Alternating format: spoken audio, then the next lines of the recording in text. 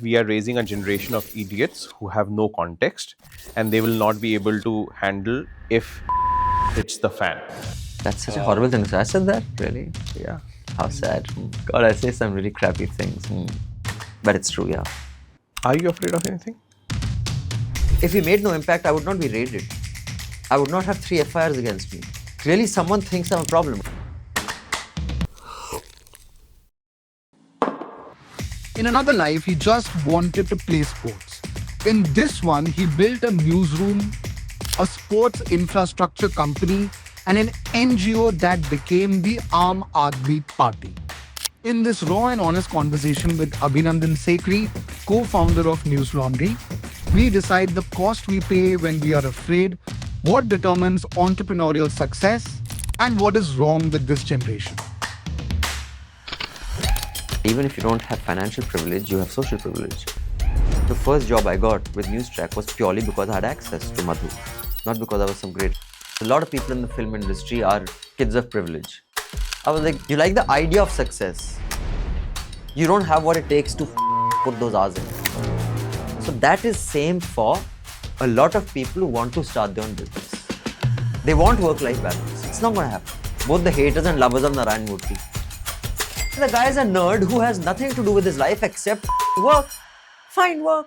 The outcome of that will be success, which he's got. As a boss, you have 5 people here. One of them is willing to put in bloody 12 hours of work. One of them is willing to put in 7 hours. They're both entitled to their lives. But dude, when I'm looking to create a leader, I'll take that guy who's in 12 hours. Anybody who is building up today should have the aggression of a wild dog. The aggression that you need now in a highly competitive, hyper-competitive world is a must. You cannot be this passive, easygoing person and expect to succeed. What do you want out of life is the question. And then it should be consistent with that position. Then you'll be happy. I love money. I love first-class travel. I love luxury. And I do not give a about conscience. Go for it, man. You also started an NGO with Manish Sisodia and Arvind Kejriwal. Why didn't you choose to join politics along with them? Lifestyle choice. Arvind and Manish have no life. I want to play football. I want to be able to step out and have a cigarette if I want. I want to go have a pan outside the cinema.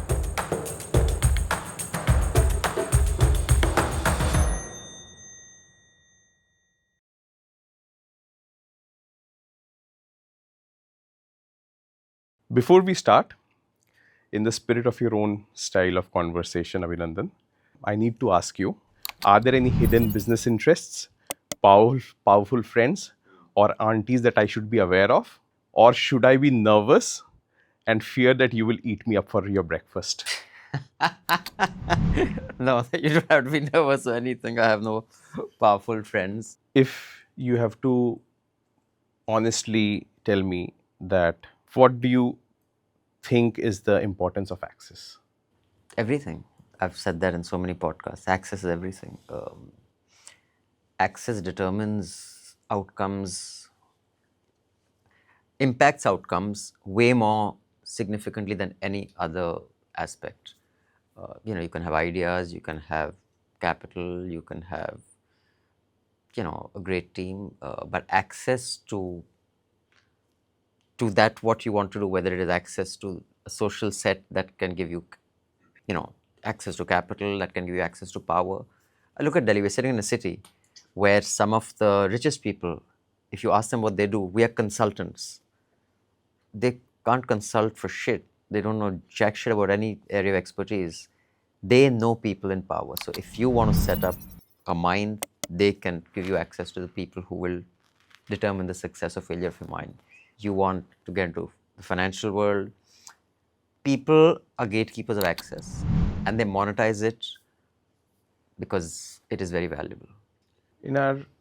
Back in the days, a lot of people in the news circuit used to call them corporate and political pimps. Would you agree with that term? I mean, I tend to not use that term, not because I have a distaste. It's just not part of my vocabulary. Certain words you use. But yeah, they are they're fixers. I use the word fixers a lot. They can fix a meeting there. They can fix Is something there. So is yeah, that a profession? it is a profession. I mean, they call themselves consultants. Some of them call themselves, I don't know. Some of them position themselves as think tanks. Some of them position themselves different ways. But they're basically charging you a fee to introduce you to people who matter, lobbyists, whatever it is. But not strategists. Some of them may have some sort of an idea of strategy, but I don't think the strategy that the expertise they provide is strategic in the sense of how to do your business. Is that something that today's entrepreneurs, the younger ones who are starting up, building businesses, raising capital, that they should also focus on? Because most of them come from a B.Tech background or an MBA background, a couple of years maybe in the profession, engineering schools, so on and so forth, and then they have an idea, raise capital, but access is not something that is on their mind. I think if they are somewhat serious entrepreneurs, they already would know that. And it need not always be access to power, it could be access to capital. If you come from a certain social background and a certain social grouping, the biggest funders in the country are not more than 2 calls away. You'll have a friend who'll have a friend who knows that person. And I think serious entrepreneurs know that. And I'm not saying it's all, I think it's a lot better now than, let's say, it was 30, 40 years ago, purely because there are a lot more market involvement in everyday life. True. And it's not the licensed Raj, which is also one of Tavleen's favorite words. Yeah. But it's still not, I'd say, the kind of great idea, great team, a great founder does not really mean as much as access to capital does. And access to capital is also kind of access to people who have that capital. What is access to you? How often do you use that? I guess I use access all the time. I mean, I think I'm a product of access. Newslaundry is a consequence of access. My first job, it's not like, it's just a series of little events which go on to create big things. So there's not one point that, it's like saying that what is water to fish? You are in that ether. So it's not something that's outside that you notice. I come from a certain background where, my mother taught Madhu. Prannoy is a DOSCO, I'm a DOSCO, my batchmate's father is his classmate. I mean, it's not something you notice every day. You just live in that world. And even if you don't have financial privilege, you have social privilege. So in that sense, like I've said in many podcasts, the first job I got with Newstrack was purely because I had access to Madhu. Not because I was some great reporter. I was a third year student, 20 years old, in Delhi University, who would never go to class. Why would anyone give me a job? Sabrina worked at, Newstrack. She was a fantastic reporter. She is a professor now at NYU. She was in front of my sisters. She took me there. She said, "You're wasting your time. You don't do anything in college. Come and do some work here." And I started doing work there. I mean, it's not a sensible reason to get a job. No? It's just access. Do you think that you grew up with privilege? Yeah.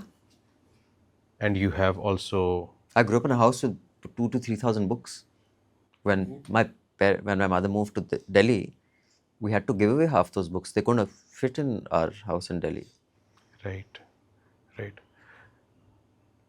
Privilege is changing form now. So privilege about 50 years ago would also mean that they would help societies build a lot of things for the future generations. Now, privilege is also, people with privileges also, they are also stooping quite low, and privilege is being misused.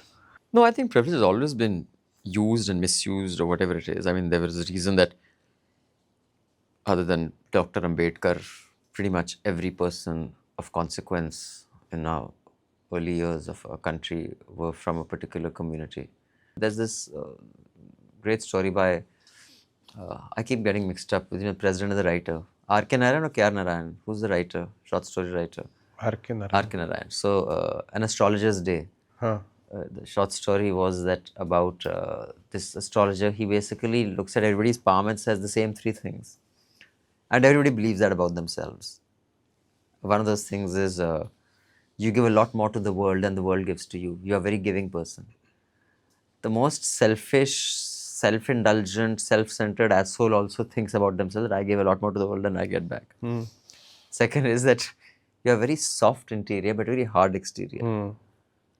No matter how big a pushover and wimp you are, everybody likes to believe that my exterior is pretty hard but inside I'm even people who have a really soft exterior but are real selfish dicks, even they believe that about themselves.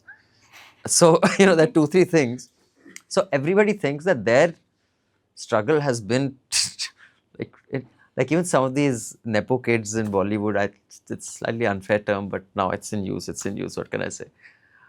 When I see the interviews, I feel really bad and sometimes you don't want to say anything very large because they're in their like early 20s, etc.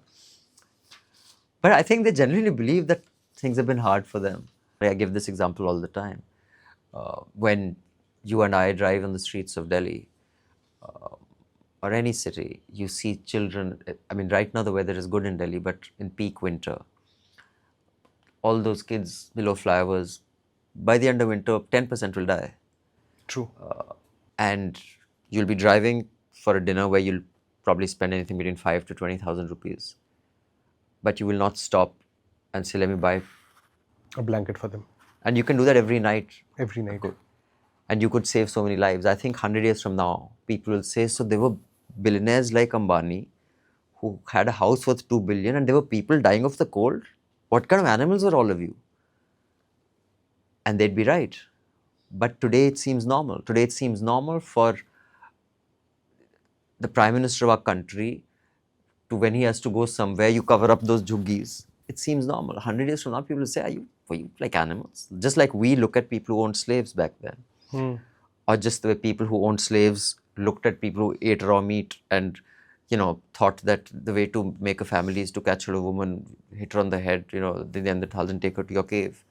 Similarly, we will be judged by future generations. On those parameters, we shouldn't assume that we have reached the pinnacle of evolution and this is all our values and moral uprightness has reached its pinnacle. No. I think we live in a world that is hideously unequal. And in some ways, it's as bad as slavery. In some ways, it's as bad as the caste system. And just like we look at those times and say, what kind of ignorant assholes are those people? People look at us and say that and they'd be right. So I think a lack of acknowledgement of your privilege is a real serious flaw. What is your definition of privilege? My definition of privilege is, it's a variety of things. It could be financial, it could be social, generational, because, confidence also comes from the environment you live in. Like, I don't hesitate when I want to start a business. I know I have a network where I can get shit done. That confidence doesn't come from having any money in the bank or having any, it comes from just knowing that, dude, I have generations. You go to one of these Delhi parties and you see 2 different kinds of people. There'll be those kind of people who will come and say to some of the biggest well-known VIPs here, hello sir, and they know each other. And then the other person, oh, hi auntie, how are you? Hello, hi uncle, dad was saying hi. That person, if that person has to do something, that person is not consciously, that person knows, dude, I have 20 daddies, granddaddies, generational privilege.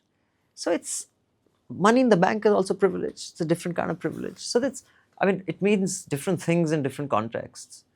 But a lack of acknowledgement is just, you got to be really stupid. And stupidity is way more common than we think. You and I were speaking the other day. You had goons friends when many of my friends were back then, which is why my sister said start working, because you'll end up either in the hospital or in the police station. Right. Do you think your classmates who stayed away from goons, did not indulge in fights, were not as outgoing, were studious, stayed in the class? Some of them might have become top bureaucrats, hold top judicial positions. and some might also be senior journalists, but they do not have the appetite for the real fight today. Would you agree with that? I think we often underestimate our formative years and the lasting impact they have on your personality well into your adulthood, even into your almost old age. So I think people who in their formative years were very combative, ended up in combative situations, as a matter of habit were in conflict, so there was no fear, or sometimes you freeze up because you have not, like, I don't know, Mike Tyson said, everybody has a plan till you get punched in the face. So if you've never been punched in the face, you don't know what it's like. So the first time you get punched in the face, you're not expecting that feeling. It's an extremely, you can taste the iron before the blood actually starts trickling down your nose. You can get stunned. But if it's happened to you 3 or 4 times, then you're not surprised by it anymore. That's just an example I'm giving, but I'm not saying it's only physical. Any sort of combat. I think people who spent a lot of time with themselves in books were not exposed to combat and conflict. And when they become extremely powerful people, and here I'm typically talking about, maybe bureaucrats, people who are judges, they remain conflict averse. So they underestimate the battle that they have in them. Are you afraid of anything? Of course, I mean, I'm afraid of heights. No, but if you ask me, am I scared of any outcome that if I do something, Yeah, some more or less in that space. Hindu right goons will come and beat me up or I'll get arrested? No, that kind of fear I don't have. That doesn't bother me at all. I always say you should be scared, bro. I'm not the one who should be scared. So that I'm clear about. Where does this come from? Confidence. Because I know that I'm willing to take the fight to the end. It's not what you are willing to do. It's not what you can do. How far are you willing to go? I'm willing to go all the way. Are you? See, most people back off not because they can't do shit to you. Because they can't tolerate what is going to be, the repercussion. If it's existential and someone wants to, come swinging at me to, finish what I've created or something, it will be my life's mission to make sure, dude, you ain't getting away with this. No matter how big that person is? No matter how big that. I'll die trying. And ironically, Bapu's my biggest hero. Really? But of course. I didn't know Upstairs this. in my room, there's a Bapu poster. In my house, there's a Bapu poster. But when someone says, your attitude is so unlike Bapu. Yeah. I was like, dude, I have a Jordan poster, but I can't play basketball like him either. You idolize these people because you wish you could be like them, but you're not. And I don't agree with everything Bapu did or said. I disagree with much of what he did or said. But what I find most remarkable about him is that, and this is, one of the things that I find important, is what your aspirations and aims and goals are, what you're doing to achieve them, and what your motivations are. They have to be in line. And if those are in line and you have the confidence that he did, dude, I am going there. Come with me, well and good. If you don't come with me, as Rabindranath Tagore, that super confidence is something that is just amazing. You also started an NGO with Manish Sisodia and Arvind Kejriwal. 2004 or 3 or 5, 4. Oh, I think something 4. around Yeah. 4? Yeah. Whenever. Why didn't you choose to join politics along with them? Lifestyle choice. Arvind and Manish have no life. 7 days a week, politics, meeting people, getting people complaining to you. I want to play football.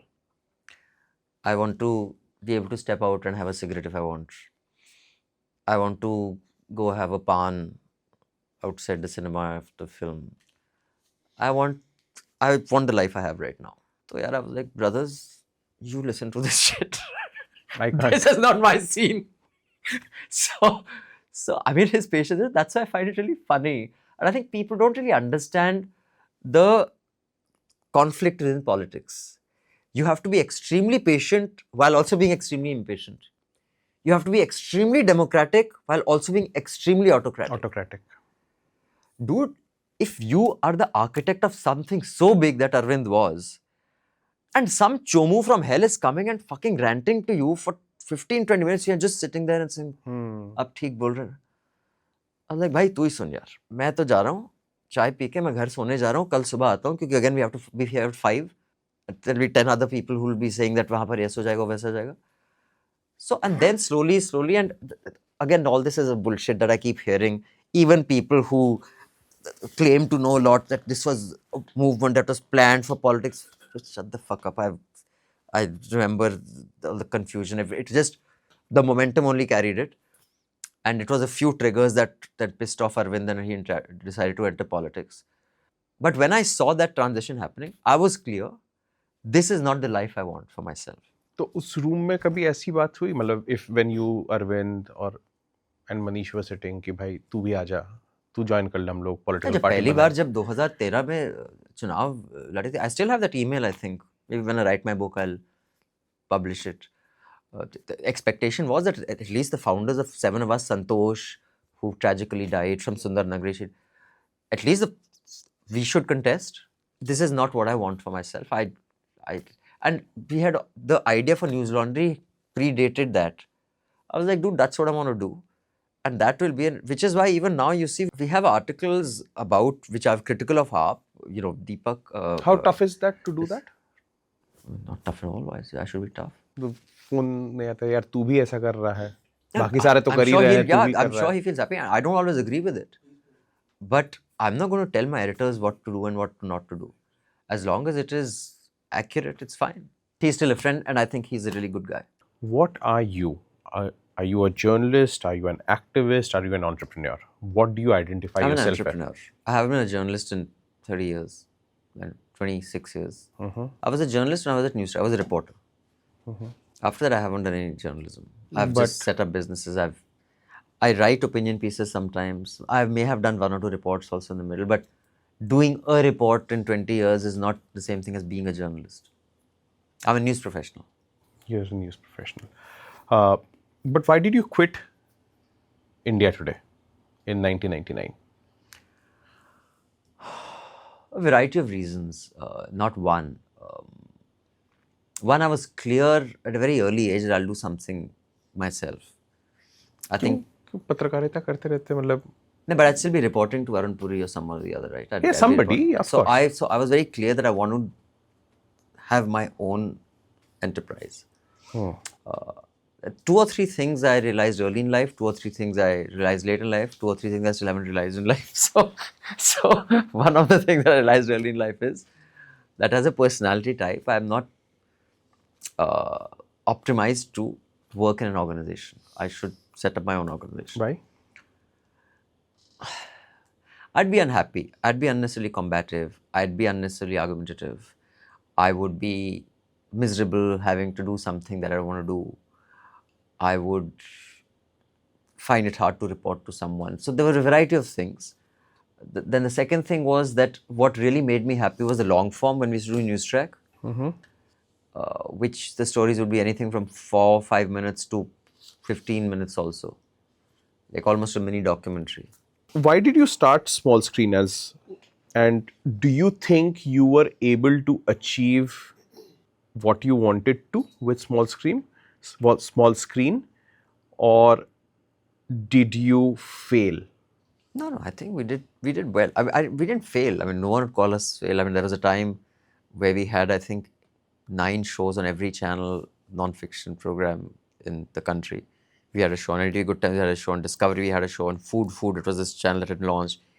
We had a show on Doordarshan, we had a show on E-Nadu.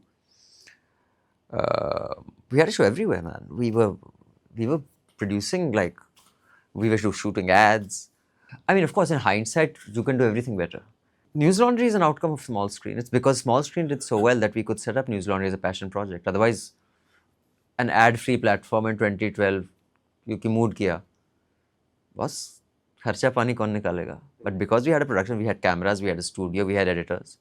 We said, chalo, let's do this. There was no revenue coming in. It was a passion project.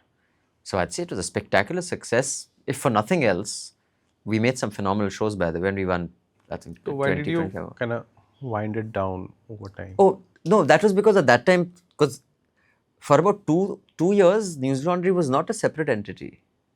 It was a part of that. But then when it became bigger and bigger, you know, you've been an entrepreneur. You cannot, be running two ships. So we made a clear distinction that two partners would run that, and Madhu and I would run this. And then they became separate entities. And then, we stepped away from each other because also then we got investors in here. And then an investor says, ki, boss, I'm giving you money for this company. Umidiyar Networks? Yes. And then you cannot say कि पैसे आने लेकिन मैं अब काम वहाँ कर रहा हूँ. So 100% energy, effort, everything in the company where the investor puts in money. You have to then separate. Yeah. What is the worst part of being an entrepreneur? And for me, when I wanted to move away from journalism, I wanted to be the master of my time. You're never off. There are no weekends. Yeah. When you're in a job, if you get a mail, if you get a call, it's my off. It's tough. It's the worst in a very good space. It's worse, but I enjoy it. Yeah. Is that you're never switched off. You can never say, okay, now I just have to focus on whatever, some emotional breakdown someone is having, some friend ki ye hai. No, you're always on call. I think that is probably... and the second thing is just the nervousness of failure, in the sense that what are you going to tell your colleagues? Which is why I think a lot of founders don't have personal conversations when they wind up or lay off. It's a hard conversation to have. Yeah. I also think that while starting up sounds sexy and people have seen the success stories, the multi-billion-dollar companies being created, wealth creation has been fast, but there are so few, but those are celebrated so much that there is a delusional sense of... Yeah, also I think there is a sense of... It's shown to be a bigger virtue than it is. I think, like I say, everything, there is no right or wrong here. I mean, I'm not talking about killing, maiming people. I'm talking about these kind of choices. It's not right or wrong to be single or married. That this is the way it should be. It's not right or wrong to be either entrepreneur or manager. What do you want out of life is the question. And then it should be consistent with that position. Then you'll be happy.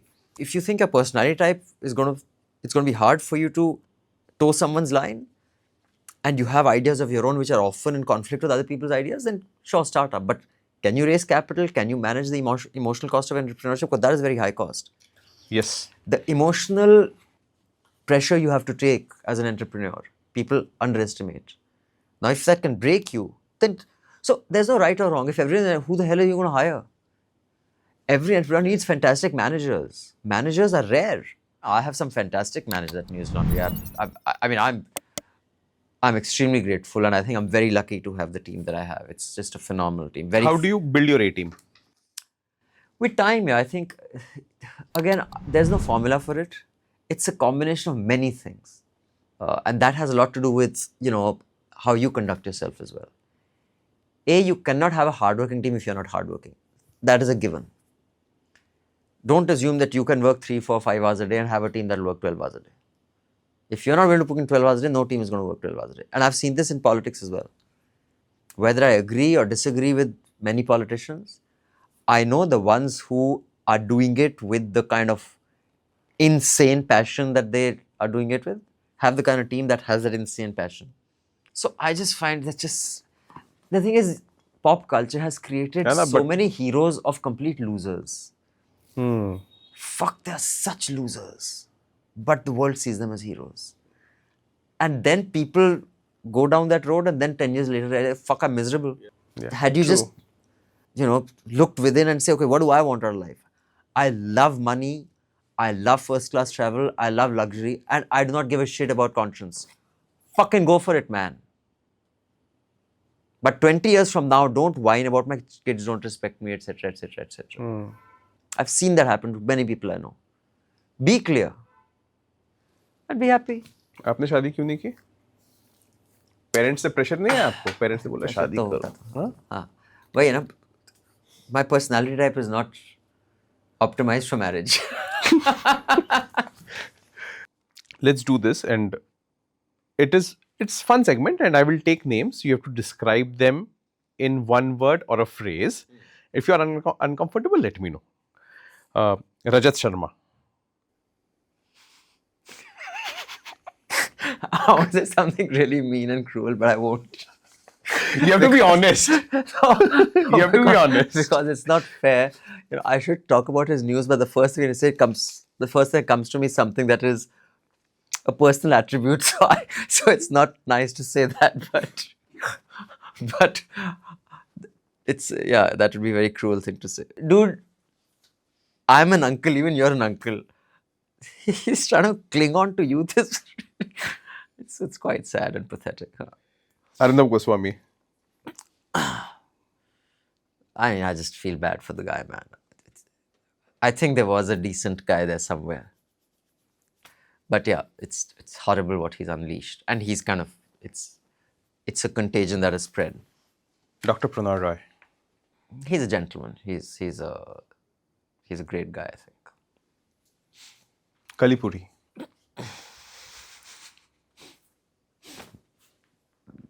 Let people who know about news figure out news, yeah. Shekhar Gupta. Added a lot of value to the ecosystem in his prime, I think. Anand Goenka, Indian Express. I don't know him that well, but I think he's a very sweet guy. I think he's a nice guy. Sameer Jain. That's Vinny Jain's elder brother? Yeah. क्या बोलूं यार, दुकान चलाते हैं लोग. Shobna Bhartiya. I have no idea about her, but as a product, her product it's a nothing product anymore. I mean, Hindustan Times is neither here nor there. I mean, I don't know why it exists. Siddharth Padrajan. I think he's really brave. I think he's a fighter. I like that about him. And this is a name you would not be expecting. Raj Shamani, YouTuber. That podcast guy. Yeah. The face that's coming to my head, if it's the same one, curly head guy. Yeah. Because there's one guy with specs and very fair also. He's also. There's a curly head guy. I mean, I have nothing really to say. I mean, fine. I ended with Raj Shamani because since Newslaundry started as a media scrutiny platform, I do not see the creator economy taken into consideration as much. Yeah, I think we don't follow that because Why so? Huh? Why so? I think we've just got it's as much media. I know, we should actually. This is something that we've discussed, I don't know, a couple of months back. About also talking about other podcasts, because they have a much bigger impact than news. According to some people, I think they have more views, but I'm not sure they have more impact. And I'll give you a simple example. And again, these are sweet, well-meaning kids. When I worked on Monsoon Wedding, Mira Nair. in 2000, it was 2000, yeah. Or maybe it was 99, I don't remember. I remember a lot of kids who I met, because a lot of people in the film industry are kids of privilege. I'm writing a script, I'm making a movie. I could tell the moment they said that this movie will never be made. Because you can't be sitting rolling a joint talking about, this Iranian film festival, this, In the Mood for Love by Wong Kar-wai, etc. जो भी. I was like, बेटा तेरी ना कभी script तू लिखेगा, ना तेरी फिल्म कोई बनेगी, क्योंकि जो डिसिप्लिन और अग्रेशन चाहिए ना आपको 90 पेज लिखने में, वो तुझ में है नहीं. You like the idea of success. You don't have what it takes to fucking put those hours in. So that is same for a lot of people who want to start their own business. They want work-life balance. It's not going to happen. Work-life balance होता है. As an entrepreneur नहीं होता ना. हाँ. Life में होता है. Like the whole thing that both the haters and lovers of Narayana Murthy. Now what he said was a stupid thing to say, because he is being as dense as people who say, "My boss, everybody should get a holiday." Some person doesn't want a holiday, bhai. Uski life nahi hai. Narayana Murthy thinks, Narayana Murthy doesn't seem like the kind of guy who feels very happy with 90 minutes on a pitch. I don't think he's ever set foot on the football ground. I don't think Narayana Murthy is the kind of guy who will say, yaar, aaj chalo hum Stoke Kangri chढ़ते हैं ले जाके. उसको Stoke Kangri नहीं चढ़नी. उसको कुर्सी में बैठ के टक टक टक टक करना है. करे, खुश कर रहे. अब आपको ये लगता है सबको वो चाहिए और बाकियों को लगता है नहीं, उसको भी सिर्फ 8 घंटे काम करने चाहिए 5 day a week. अबे the guy is a nerd who has nothing to do with his life except fucking work. Find work. The outcome of that will be success, which he's got. You want work-life balance? You will get that, which you get. He thinks everybody should work like a nerd without a life. Everybody who has a fantastic social life thinks that they should not work, or everybody should only work for 8 hours. You're success. Dude, as a boss, you have 5 people here. One of them is willing to put in bloody 12 hours of work. One of them is willing to put in 7 hours, 59 minutes, so the 8th hour the person is out of here. Fine, they're both entitled to their lives. But dude, when I'm looking to create a leader, I'll take that guy who's doing 12 hours because I know this person. No, I don't hate the other person. बस वो leader material Maybe नहीं है. if I go out to play football with you, I'll pick the other guy. I will not pick this guy. The problem is that when someone says something, they say because it works for me, it should work for everybody else. That is the problem, and everybody's just talking past each other. It's perfectly fine being a jock. Like I said, I've had to live my life over again. I would not read a fucking single book. I would play sport like a dog. That's all I would do. When diabetes भी नहीं होती फिर. So diabetes आपको खेलने ना खेलने की वजह से नहीं हुआ. पिताजी मम्मी में किसको डायबिटीज था? दोनों. लेकिन उनको 60-70 साल की उम्र में, मुझे 35 साल की उम्र में हो गया. One thing that you also said that anybody who is building up today should have, or in the professional space, should have the aggression of a wild dog. If you're creating something on your own. Yeah. Yes. What do you mean by the aggression of a wild dog? I mean, let me give you an example. What he's doing is horrible, but I'm just talking about the attitude. And again, it'll give you an example of there's certain attributes you need. Like you need speed to be a striker in football, right? Now, I'm just stripping it of all value, as in the value system. I'm talking about what you need. Someone like Arnab. You need that attitude to succeed in the news world of the late 2000s. And while I really like him and I love Prannoy Roy, there's a reason that he was a product of the 80s and 90s and not of the late 2000s. Because at that time, having good intentions and connections was enough. You did not have to have that aggression. Because, you know, your status, what we were talking about, kya kehte hain, privilege huh? Was enough. Good intentions, privilege and access is enough. The aggression that you need now in a highly competitive, hyper-competitive world is a must. And it manifests itself in different ways. But it is, you cannot be this passive, easygoing person and expect to succeed in any competitive environment. Be it sport, be it business, be it anything. Are you competitive? Oh yeah, I'm competitive, yeah. Who do you compete with? I mean, it's a complicated... In business. Not an individual or an entity. I compete with, in my head of what I have set a target. Of course, at the same time, you know, you're competitive in the sense that, did we do that better than them? Are we a better product than Legacy News, etc.? So that way, of course, I'm competitive. I mean, I want Newslaundry and the digital media, News Minute, and, you know, other friends of ours, Scroll, you know, to be the default go-to for people consuming media. I'll get a little bit, try to understand your view of how the generation is growing up. You all mentioned that we are raising a generation of idiots who have no context, and they will not be able to handle if shit hits the fan. That's such a horrible thing to say. I said that? Really? Yeah. How sad. Sorry, But how kids. true.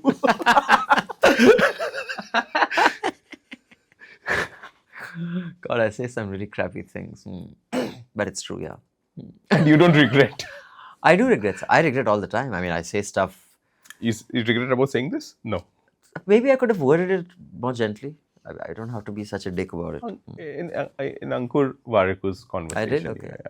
Yeah, I mean, in fact, Manisha sent me this piece, a really good piece in the Wall Street Journal a few days ago, which is about how Gen Z is ill-equipped to handle a workspace because they've had fewer emotional interactions. There's data to suggest that that their first romantic experience has been way later than it was for Gen X.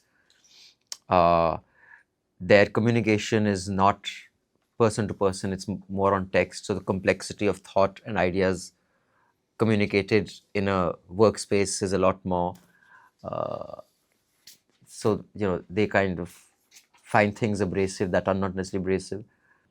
So it's a function of technology and other stuff. But I think that piece was interesting because it wasn't just putting the onus on them.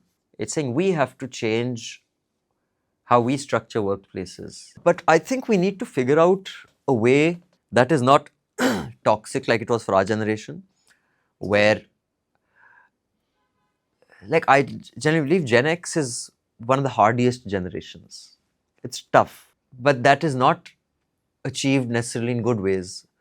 A lot of us are really fucked up because of shit we saw which we thought is normal, whether it was the kind of ragging we saw in schools and colleges, whether it was the kind of workplaces we saw when it came to sexism, etc.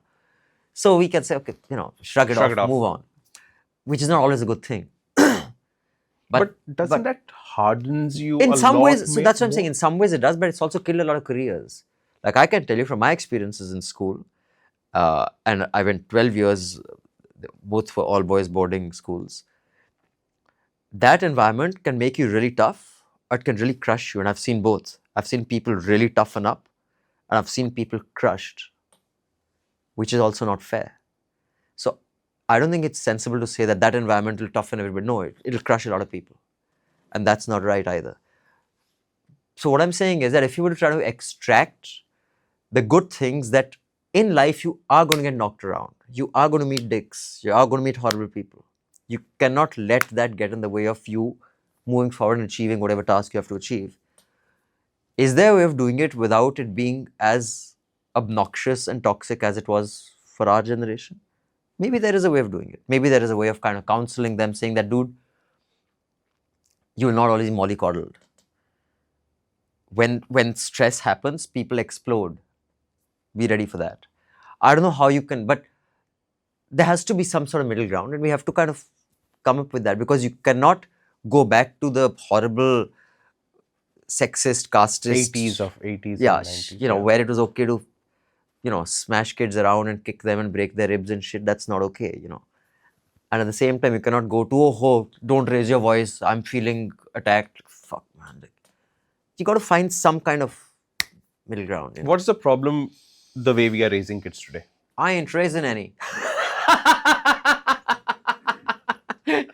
If you had to teach entrepreneurship, what would the topics be around? There'd be around financial modeling. There'd be around having a very clear picture of the policy around, or the possible policies around your industry. Also seeing what similar industries in other countries do as far as policy is concerned. And most importantly would be on the attitudes and the emotional costs of entrepreneurship, and what are the other non-quantifiable skills you should have. These are the three things that I'd थोड़ा सा emotional cost of entrepreneurship पे double down करोगे आप अभिनंदन? I think a lot of people underestimate that it's not just every day you have to come up with ideas and solutions. इसको हम लोग हिंदी में कर सकते हैं, because for the sake of a wider audience. हाँ, तो जब आप अपना कोई व्यवसाय करो, कोई भी एंटरप्राइज करो, तो एक तो एस्पेक्ट होता है फाइनेंशियल एस्पेक्ट कि भाई खाता क्या लगेगा, बिजनेस कहाँ से आएगा, कॉस्ट क्या होगा, रेवेन्यू क्या होगा, पॉलिसी क्या है, इसमें क्या परमिशंस होती चाहिए. लेकिन हर दिन जो बिजनेस या व्यवसाय संभालने का होता है वो सोल्यूशन ओरिएंटेड नहीं होता. कुछ चीजें होती हैं जो आप प्रेशर लेते हो ना, उसको कैसे आप प्रोसेस करके डील करके चलते रहो. क्योंकि लोग टूट जाते हैं, लोग घिस जाते हैं, वो डिप्रेशन में चले जाते हैं. क्यों? क्योंकि प्रेशर इतना होता है. सैलरीज देनी है, बैंक में पैसा नहीं है, सरकार फाइल रोक के बैठ गई है, आप पर 10 केसेस हो रहे हैं, आपने कोई प्लान बनाया था वो वर्क नहीं कर रहा, आपके कुछ एम्प्लॉयज छोड़ के चले गए, लेकिन वो अभी भी आपको डिलीवर करना है. कई चीज़ें होती है. क्योंकि फाइनली तो बक स्टॉप से सनी, जब आप बोर्ड के सामने जाते हो ना, या आप अपने इन्वेस्टर के सामने जाते हो, या अपने फाउंडर्स के सामने जाते हो, जब को फाउंडर, क्योंकि एग्जीक्यूटिव आपको बनाया हुआ है, को फाउंडर्स कई हैं, इन्वेस्टर्स कई हैं, तो आप ये नहीं बोल सकते यार मैंने आप सबका पूरा इंटरप्राइज डुबा दिया क्योंकि ये जो मेरा जो प्रोडक्शन हेड है या मेरा वो जो है वो ऐसा है. कोई नहीं सुनता वो चीज. और सुनना भी नहीं चाहिए ना. राइट. आप हो ना सीईओ, तो वो प्रेशर ना, उससे कैसे डील करना है. इसीलिए मैं हमेशा जो भी एंटरप्रेन्योर, मैं हमेशा उनको बोलता हूँ, एडवाइस देता हूँ, एक अपना को फाउंडर, एक या दो को फाउंडर रखो. क्योंकि जब आप थक टूट जाते हो ना, तो आपका को फाउंडर आपको घसीट के लेते जाता है. जब वो थक टूट जाता है फिर आप उसको घसीटते लेते जाओ. अगर आप अकेले हो ना, तो आपको घसीटने वाला कोई नहीं होता. और वो जो को फाउंडर है, फंडामेंटल वैल्यू सेम होनी चाहिए. उसको मैथ नहीं आती, अबे मैथ कोई भी सीख सकता है. उसको ये नहीं आता, फंडामेंटल वैल्यूज क्या है? वो साला चोर तो नहीं है, डिसऑनेस्ट तो नहीं है, आलसी चूतिया तो नहीं है. बेसिक फंडामेंटल वैल्यूज आपसे मेल खाते हैं, बाकी आप सब सिखा सकते हो. ट्रू. तो ये एडवाइस कोई नहीं देता. जो इमोशनल कॉस्ट होता है एंटरप्रेन्योरशिप का, और वो बहुत सक्सेस और फेलियर के बीच में बहुत योगदान देता है. क्योंकि जब आप टूट जाते हो ना, अगर कोई है खींचने वाला तो आप पार कर जाते हो. मतलब some of the situations we've had, अगर if I did not have प्रशांत, रूपक, मधु, अकेला I would not have. When did you have you ever emotionally broken down? I probably have, I don't know. I must have, I mean, when I was younger. I mean, not that I can recall recently, but maybe I blocked it on my mind, I don't know. You also No, but I've never, yeah, I don't जब think. ED आया था पहली बार 2013 में, जब first time जब police आया, वो सब Oh, please. वो सब emotion. Come on, dude. That is fucking, that Right. will not even spoil my one night sleep here. That is fucking chicken shit, man. So are there 1, 2 or 3 traits that you look for when you hire somebody? I tend to be favorable towards people who play sport. Because I think they're tougher. So I like people who had that experience. I'm sure you get that experience in other places. I know you get in sport, team sports. So that is something I look for. I look for people when I hire someone who's, I don't want to give it all away because then if someone comes, I give them 5 attributes, which is being organized, being intelligent, being hardworking, being smart, and anyway, and I say now, rank these in order of desirability in a workplace. And the people who get it right, what I think is the most desirable. And intelligence it isn't, in case people think being smart is fucking common. It's as common as being stupid. So at least don't come Newslaundry saying, I'm really smart, I'll get a job. Everybody who applies here is smart. I just think people people underestimate their stupidity. People also overestimate their intelligence. It's not enough. Madhu decided to start, Madhu Trehan decided to start with you. Were you a good manager or were you a good co-founder? I think Madhu trusted me fundamentally that I want to do it for the same reason that she did, which is that we want to create an ad-free platform which critiques the news. Newslaundry started off with basically media critique, right? True. So I think that's basically the वो truth. कहीं ना कहीं dilute हो गया ना. Because media critique by itself is not such a big market, right? So while media critique like nuisance, tippani, we do a lot of hafta, we do a lot of media critique. But the inevitable outcome was that we will start doing ground reporting. Ground reports was an inevitable outcome, and also what we realized, and there's data now. I'm getting into the whole entrepreneur side of things. Yeah. People will pay for the concept of an ad-free platform, so that we are not beholden to any Sarkari ads or Patanjali ads or Adani Ambani ads. And second, they'll pay for ground reports. No one is paying for opinion. After a certain point, they will not pay for opinion. And this is not just me saying it. This has been demonstrated by research done by organizations, agencies outside India. Ground reportage news platforms get subscribers. Opinion pieces do not get subscribers. They will share your opinion. It will get more hits, it will get more leaders, it will get more shares.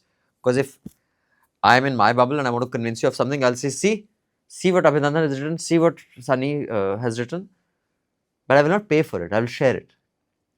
So if you want, people want to pay for reports. They don't want to pay for your opinion. But वही चीज़ तो media में अब होती नहीं है.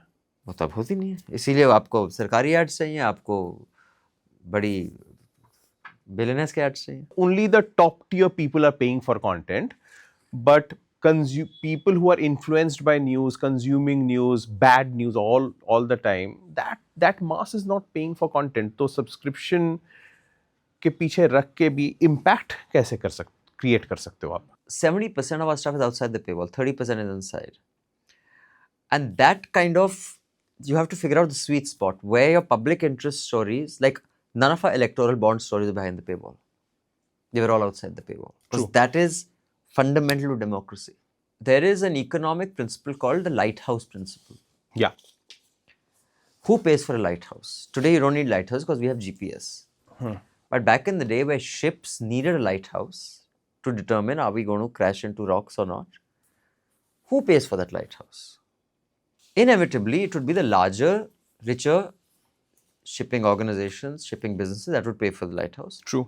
But it would benefit even the smallest fisher boat.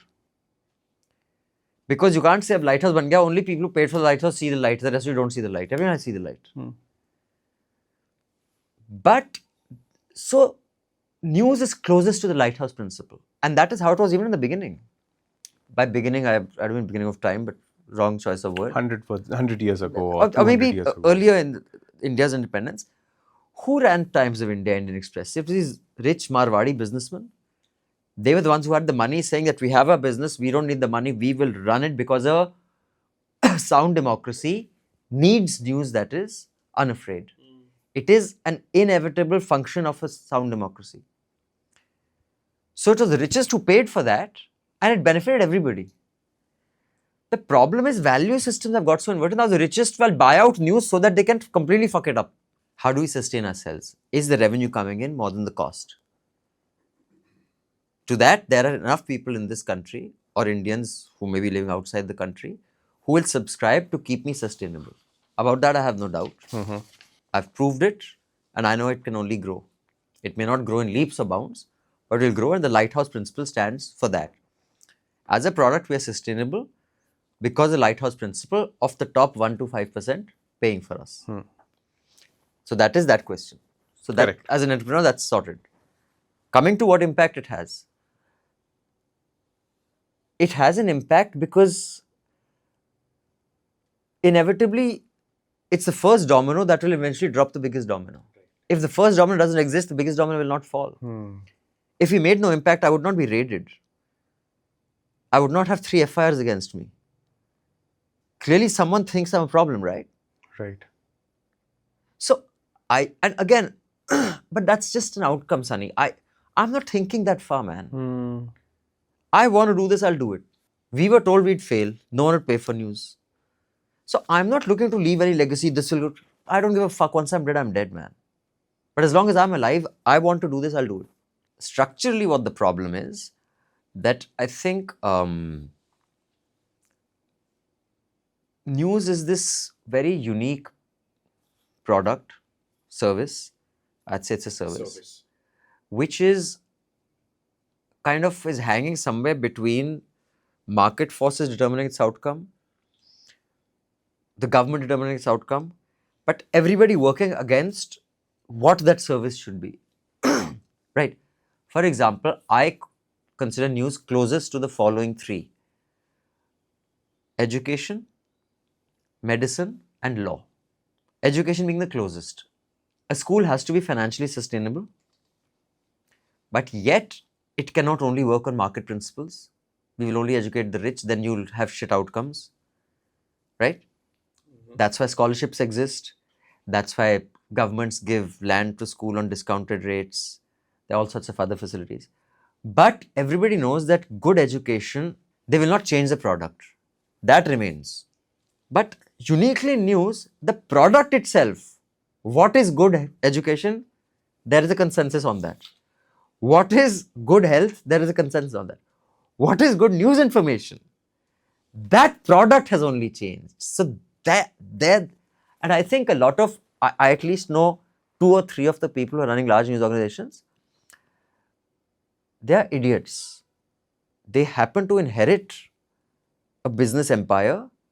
They are fucking morons. They would not know their ass from their elbow. Now, complexity of thought, they are incapable of. And they are the leaders. So, nothing dramatic is going to come out of that. So, let's put that aside. So, they are not good or bad people. They just don't know how the to. outcomes of an idiot verse that they were born into, and they are in the part of that idiot verse. News has become extremely compromised. If you were just to stick with, my business, news has reached a level of low which I would not have thought would be possible when I actually joined the industry, whatever, 25, 30 years, 95. 96, 95. 95, so that's 31 years ago. I never would have dreamt that it would be so insane. The cretinization of news, the kind of morons you see hosting shows. I have known many of these people. I mean, I'm blown away. So, which is to say that nothing is impossible. Anything can happen, for the good or the bad. For the 22-year-old or a 20-year-old, early 20s, 3 things you would suggest them that they should do today. Okay, read a book. When I said I wouldn't read a single book, I think again, I overspoke, I was exaggerating. I think there's a lot of value in reading some lovely books. Play a sport and be good to your friends and fuck up your enemies. Do not betray a friend. Do not spare an enemy. That's the advice I'd give to 2020. Great. It was lovely chatting with you, Abhinandan, as always. All right. Thank you, Sunny. Thank you for coming. Pleasure. Always.